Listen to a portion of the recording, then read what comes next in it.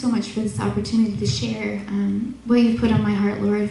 I pray that you give myself ears to hear it, God, because I wrote this just for me to hear, God. But if other people get anything out of this, Lord, I pray that you just get all the glory, God. Use me right now, Lord. In your name I pray. Amen. So the title of what I'm talking about this morning is just surrender.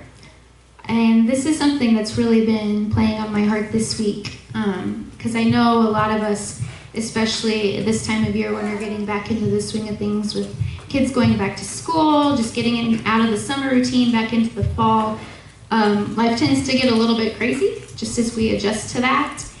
And if you're anything like me and have any control freak tendencies, it tends to be a little bit of a stressful time of the year. We like to really try to, line out our schedules just right, get our kids doing that. We're going to do this. We're doing this on Wednesdays, and then on Friday nights we do this, and then the kids go to school and we sign them up for this. And we really just try to play everything out exactly how we want it to go so that by Christmas, everybody's alive, well, we have money for Christmas. The kids did soccer. They're going to grow up to be soccer stars. It's going to be great. So I don't know about you, though, but just trying to manage all of that and trying to keep everything within your control is really exhausting. It's very tiring, and it's not easy. And the good news is we weren't really made to work that way. So I'm going to talk about that a little bit this morning. But first I wanted to talk about the word surrender. So a lot of times when you think of this word, you think of giving up, defeat, weakness, giving up the battle. But I want to challenge you this morning to think about it a little bit differently with me. What if surrender looked more like courage or strength and peace? So we're going to think about that. So why does it matter? Why do we need to surrender? Why do we talk about this? Why do we talk about giving up control? Well, like I said, it's very tiring. We wear ourselves thin trying to control everything going on in our lives. Trying to control ourselves, trying to control our families, trying to control our circumstances. It's exhausting. We wear ourselves thin the ways that we try to manipulate things ourselves. The other thing is, what are we missing in life when we try to control it ourselves? And my question for myself, at least, is what am I screwing up by trying to control everything myself? Because I know I don't get it right all the time, and I can't be the only one that does that. But most importantly, I also want to think about, are we missing the life that God has designed for us when we try to control life ourselves? Are we missing out on the things that He's planned for us when we're trying to pursue the things that we've planned for ourselves? Because when you think about it, it's kind of humbling, because you really think about, is my plan that I have for my life greater than what my Creator, the one who loves me most and knows me more than I know myself, designed for me? Is my plan really better than that? Can I really do a better job than He can? So it sounds easy, but we all know it's really hard to give up control a lot of times. It's really hard to just kind of let things go. And we all say, trust in God, just give it over to God, trust in God, pray about it, trust in God. But that's not an easy thing to do at all. A lot of times due to fear, we're afraid to do that. A lack of trust in God keeps us from doing that. Sometimes even some selfishness can creep into our control because we want things the way that we want them, under our control. And so our pride can get in the way of that. It also applies not just to our attempts to control ourselves, but the people around us too. I think a lot of us do that inadvertently. We try to control who our spouse is, who our kids grow up to be, what our kids' lives look like, what our coworkers do. I think we all have a lot of attempts to control not just ourselves. And even, I think for the most experienced Christians, this is still a daily battle. I know for myself, I've known God and loved Him my whole life, and I still struggle with just giving up control every day. So, through this message, I'm talking to myself this morning. I am by no means presenting this as an expert on the topic. I'm actually not, and this is something I'm really, really bad at, so that's why I chose to talk about it, because Lord knows I need to hear it just as much as anybody else in the room. So if you know me very well, like Sherry said, I'm kind of on the go a lot. I like to make things happen. I like to get it done. And so it's really hard for me to give up control of my life because I like to kind of feel like I have all the little moving pieces under control and I know what's going on. So it's really hard because I'm constantly trying to take things into my own hands and change my own circumstances. And you can ask my husband that, it makes him so sick because I'm always trying to control everything. But when we get so caught up in our illusion of control, a lot of times God sends us totally out of control to kind of humble us and bring us back and really show us that he's the one who holds it all together, not me. Which has been really funny how that's played out this week because I started thinking about this message and then all of a sudden my week spun out of my control. So it's kind of funny how all these things come back around. So what are we talking about surrendering this morning? We're going to talk about 4 things. We're going to talk about surrendering our stuff, surrendering our status, surrendering our sin, and surrendering ourselves. Some nice 4-point alliteration for you there. So let's get into it. So first, surrendering our stuff, letting go of our love of our possessions and our things. When I think about this, I think about in Matthew 19 where Jesus is talking to the young rich ruler. And if you're not familiar with the story, the young rich man asked Jesus, you know, what's the best way to heaven? How do I get to heaven? What's the best thing for me to do? And he's like, I follow all the laws, I do all these things, I check off all my checks, cross all my T's, dot all my I's. And Jesus told him, yes, you do all those things. Now what you need to do to get to heaven is sell all of your things and follow me. And if you're familiar with the ending of that story, the young ruler goes away disappointed because he thinks it's hard to do that. It's hard to give up his stuff.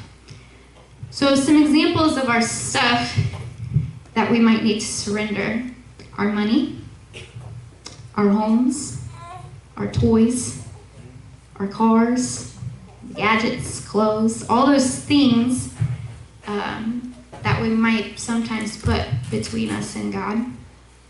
This can also be, too, not just our extra stuff, but things like our home that's our shelter that keeps us warm at night, the bed that we sleep in, the food that we eat to keep us living, the water in our house. Those are our things, too. And God asks us to surrender those things as well, which is not easy. I mean, it's really hard when you are struggling and you don't have food to really surrender that up to God and trust in him that somehow he's going to provide.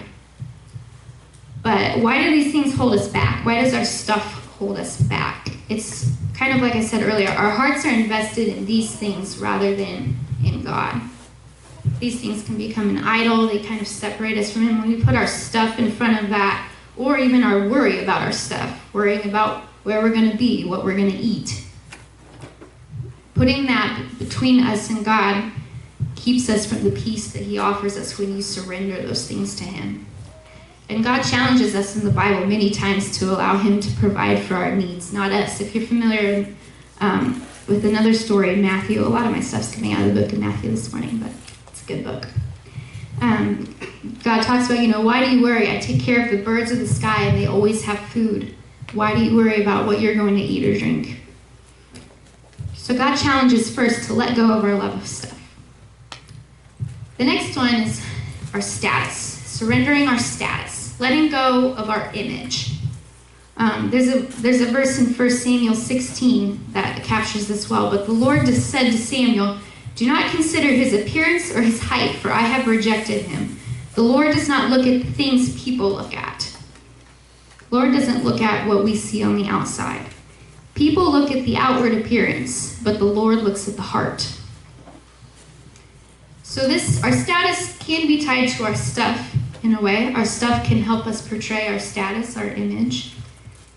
A lot of times, the root of our image and our desire to control that, to control how people see us, control how we're perceived, control how we come off, a lot of that is tied to our pride.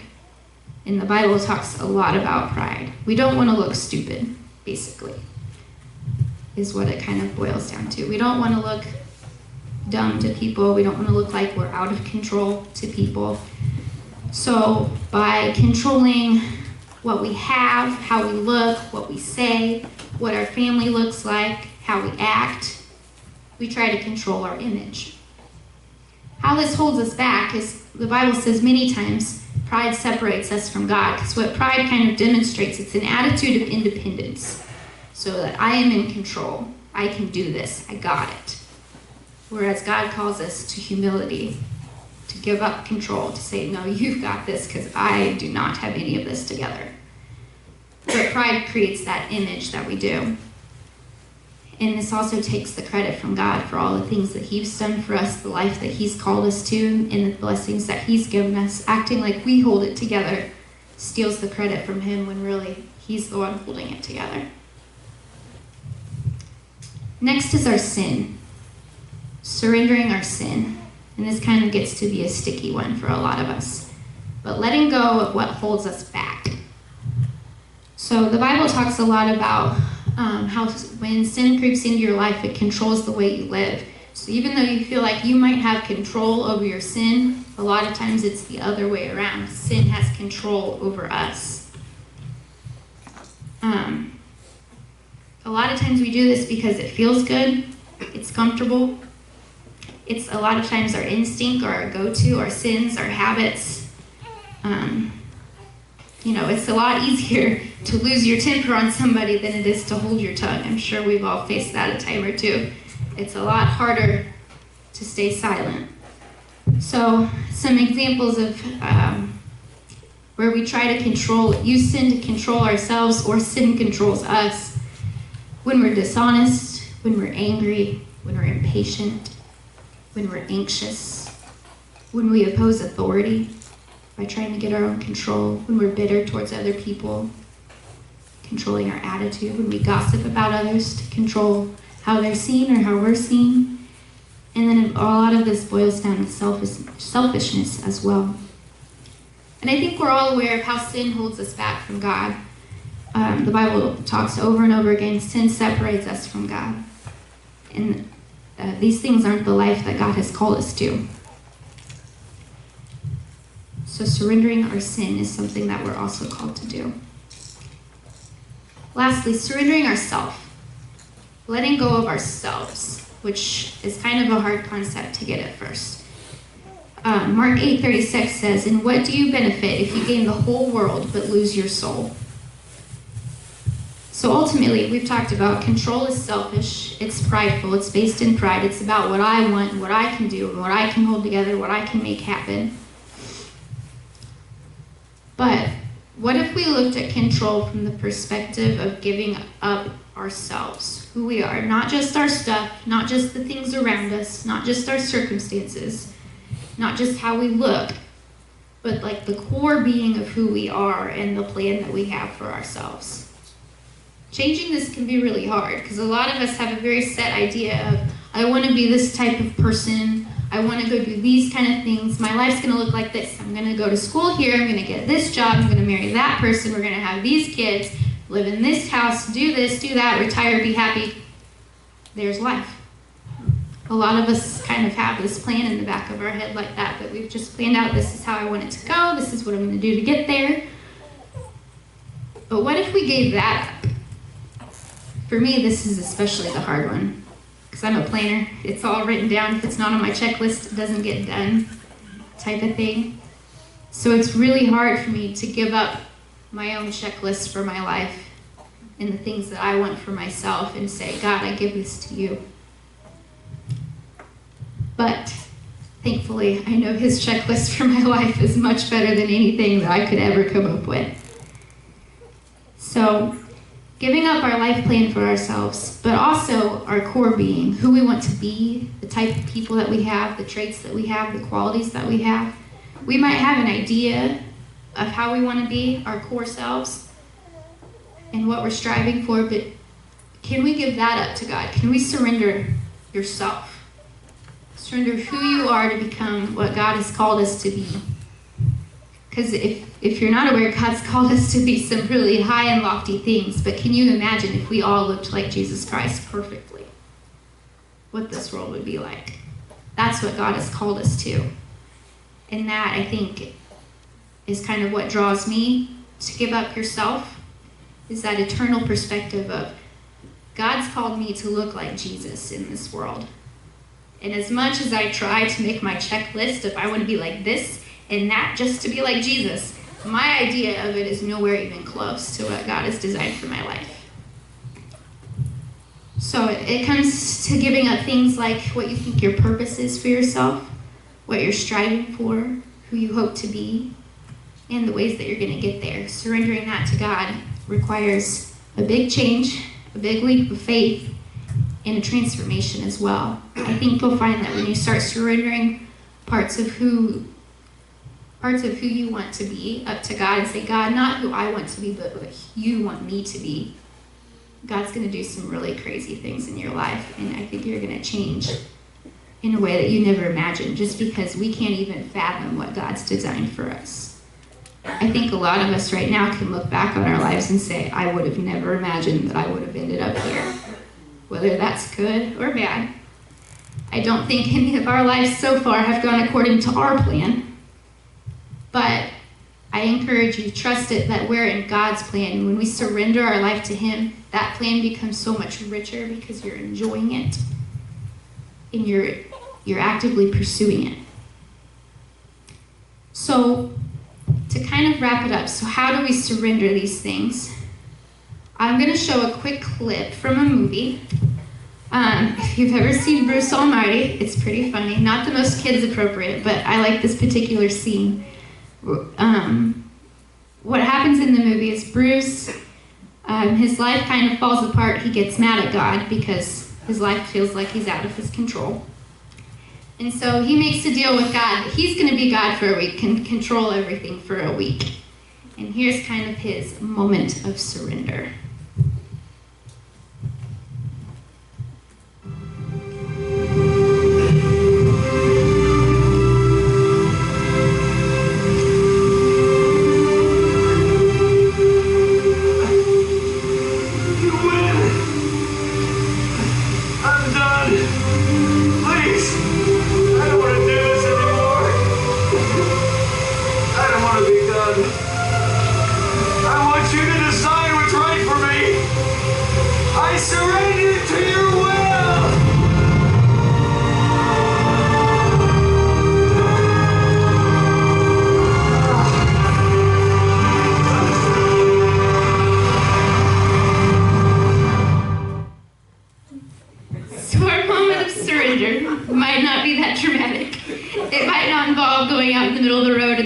Crying out to God. But I think we can all relate. I can't do this anymore. It's tiring, God. I want you to take it over. So in the words of Rick Warren, I really like how he kind of spelled this out. Surrendering your life means following God's lead without knowing where He's sending you, waiting for God's timing without knowing when it will come, expecting a miracle without knowing how God will provide, and trusting God's purpose without understanding the circumstances. So I think what he's saying here is surrendering is a big act of faith. Just because we surrender our plan for our lives up to God doesn't mean that He's going to send you down the book with the right plan in it. You're along for the ride, and you kind of just have to have the faith to know, to trust in His plan, and to not try to lean back control when things start feeling like they're getting out of control, when things start going wrong. That's a lot of times even after we surrender over and over, we have to give that control back up because we start trying to pull all those things back together ourselves and take away from what God has for us.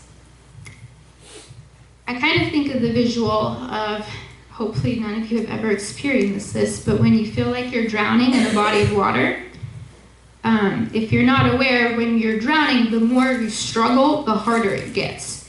The more that you try to swim harder and reach the surface faster, the more tired you get and the more it just drags you down. But if you think about it, when you stop the struggle, when you give up trying to control, you float. When you stop struggling in the water, you float, and then you're fine. I think this is a really good illustration of giving up control. When we stop trying to pull it all together, when we stop trying to make this happen, and this isn't going right, I need to do something, and stressing out about this and worrying about that, when we stop struggling and we just let those things go, we actually find peace. Instead of trying harder, we trust more. So ultimately, surrender and giving up our control doesn't lead to the chaos that we think will happen. The world doesn't start totally spinning out of control. It might feel like it for a little bit, but ultimately it leads to peace. And this deep peace in knowing that God has the design for your life in his hands and that you don't have to worry about it. It doesn't have to keep you up at night because he's already got it under control. One of the ultimate examples of this obviously comes from Jesus. He gives us the best example of surrender that I can even come up with.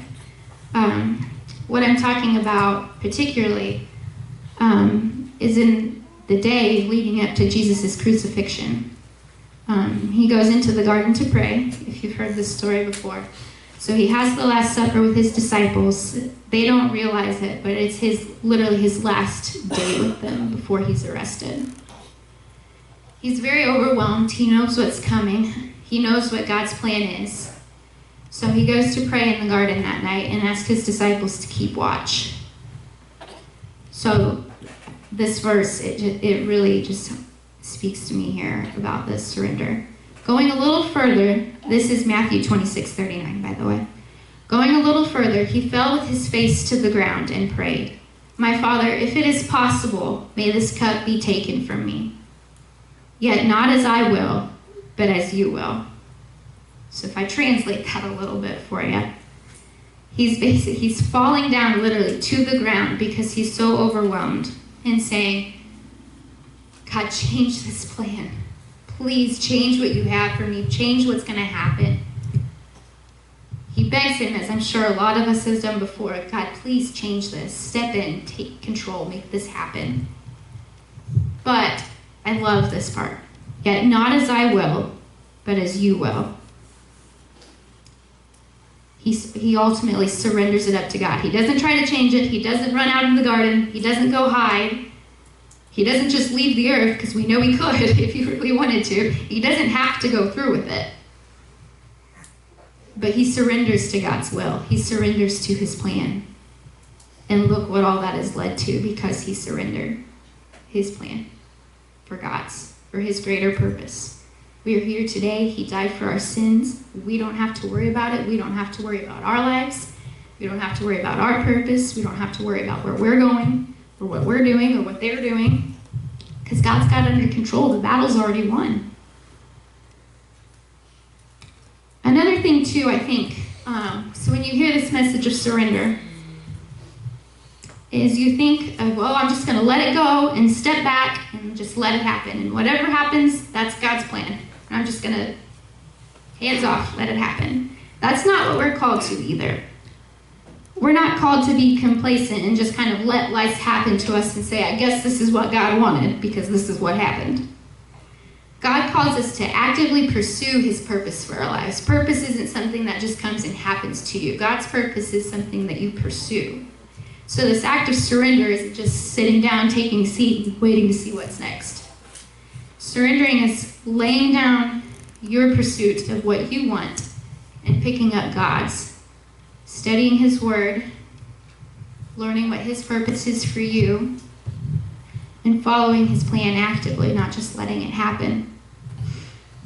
In full surrender to his will and by actively pursuing God, I believe that we can really achieve the life that he's called us to. And we'll enjoy it more. We won't be stressed out about trying to hold it together, because I know that God's pulling it together for me. And the more I pursue him, the more I realize that, and the closer I feel, and the more peace I'm at with it. So my question for you this morning is, are you going to continue to try to cling to control? Or are you going to pursue the peace that comes with full surrender to the one that loves you most, and the one that creates you, and the one that has the perfect plan and purpose for your life? I encourage you to think about that this morning. Think about the ways, the things, the stuff, the sins, the status, yourself. I encourage you to think about those things this morning and think about what that would look like to surrender that up to God. How would your life be different? Would you be more at peace, less stress, us busy trying to pull it all together. I believe that when we live in that purpose and live in that full surrender, God calls us to do amazing things beyond just ourselves, beyond just pulling our lives together. I think He uses us to help pull other people's lives together and towards Him and help other people surrender to Him as well. It's not just about you. So I'm going to pray over us this morning. I'm going to pray for myself to continue pursuing surrender, because I know even for those of us that feel like we've got it down, surrender is a daily battle. Just trying to give up the ways that we try to worry and control and do this and do that so that it all comes together. So would you pray with me this morning? Dear God, I just thank you for this chance to speak your word, Lord. I pray that as we go through this week, we would see how we can surrender to you, God.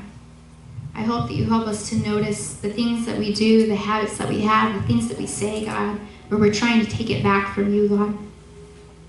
Pray that you help us to let it go, to give it up, to trust in you, Lord, because you have the perfect plan and purpose for us, God. Would we surrender to you, God? There's a peace that just passes all understanding, Lord.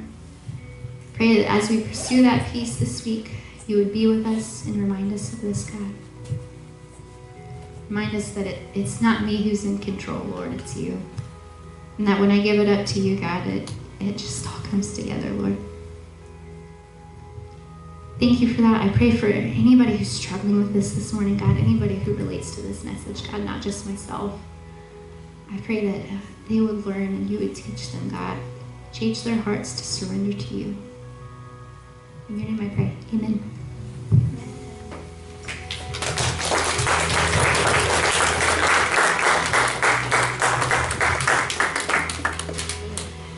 Well, that was absolutely great. It really touched my heart. It's something that I struggle with myself from time to time. I always have to usually